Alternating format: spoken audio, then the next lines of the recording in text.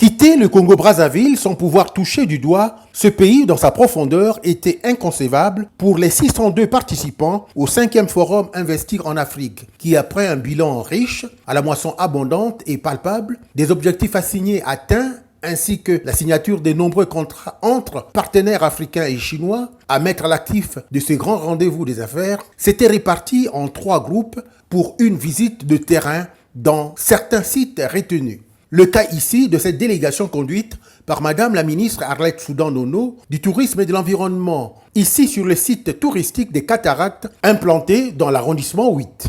Situé sur la rive droite du fleuve Congo avec une vue panoramique de la ville voisine de Kinshasa et des eaux profondes du Congo, ce site de plus de 8 hectares fait partie des nombreuses potentialités touristiques dont regorge la République du Congo. Sont effectués présentement en ces lieux des travaux d'aménagement dont une digue passerelle pour empêcher les érosions, un village de pêcheurs, un village artisanal, ainsi que des pistes de randonnée qui font de ce site un lieu touristique idéal dont il faut profiter la beauté. Chef de l'État de faire du tourisme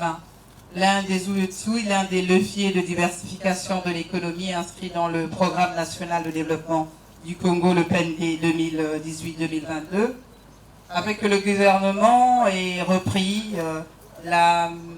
gestion, on va dire, un peu de la mise en lumière de ce lieu très mythique pour nous qu'on appelle le site des Cataractes,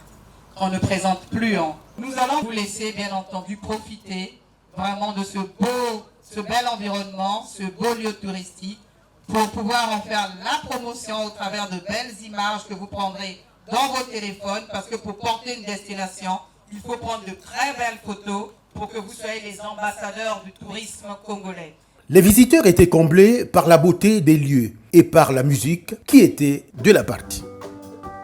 Il est à signaler que ce site sera opérationnel dans 6 mois exactement.